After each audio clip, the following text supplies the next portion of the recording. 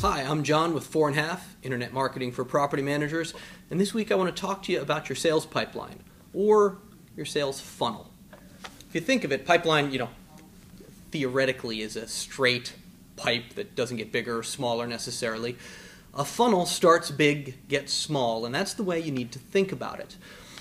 Not everybody in your sales pipeline or your sales funnel should be treated in the same way, partially because they are different. It's not a black and white world. There's not leads or not leads. There's shades of gray here. So I want to talk to you about the different kinds of leads, or maybe some different stages in your sales pipeline, and some of the things that you can do to attract them.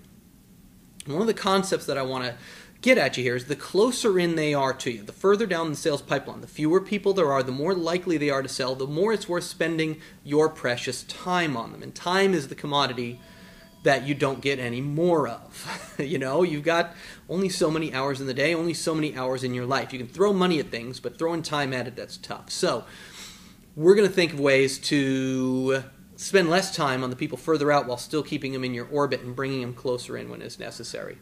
So the first type of person that's out there, the furthest out there, you could think of it as suspects or just your name list or whatever, and this is everybody in your target market, everybody in your target industry. We're talking about, in the case of property management, landlords, people that own a rental home, or maybe even people that don't own a rental home but may have one someday.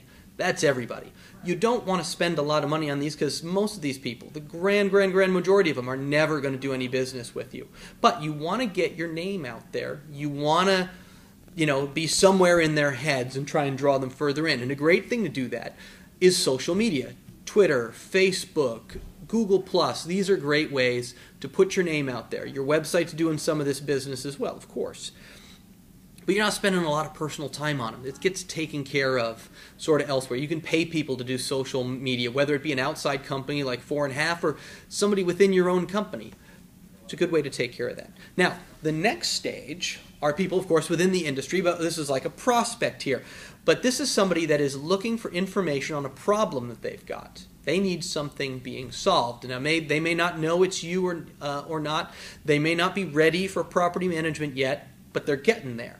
So now you want to spend a little more effort, a little more money on these guys. And content marketing is great for that. Putting out educational blogs. You're out there. You're being helpful. Your face is right in front of them in the case of a video blog, but you're not pressuring them. Because pressure is not something that you want to apply to a prospect or to a suspect. These guys, they're not that engaged.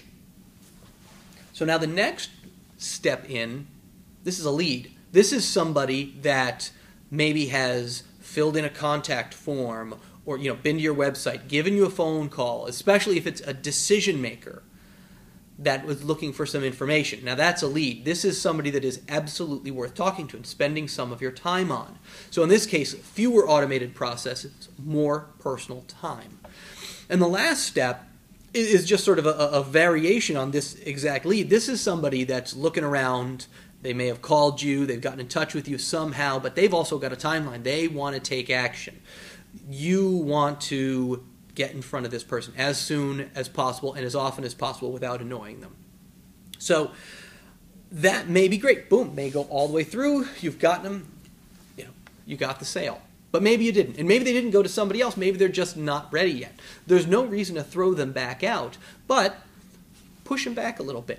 They're not a lead anymore. They're not going to take action right now. They're more like a prospect. So hook them up with your blogs.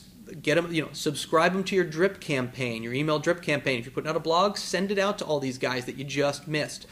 They may bubble up again, and it's worth doing that. And that is money that is totally well spent. So again, what we're looking at here is we're looking at spending a little time and effort to have a broad bunch of people that you reach at the suspect stage. Spend a little more time, money, and effort on the prospect stage, but you're still not giving any pressure. You're giving out free information. You're putting your face in front of them. But then when they get to the next stage, they've reached out to you. They're looking for property management. Maybe not now, maybe soon though. They're a lead now. Spend some time. Now it's worth you getting in touch with these people. And if it's a hot lead, it's an opportunity. You need to get on that. You need to get on that hard. So I hope this helps you out. Keep in mind, what's worth spending some time and money on and what's not. If you have any questions on ways that you can do better marketing to different stages of the pipeline, getting a better close rates and different ideas, feel free to give us a call. Thanks.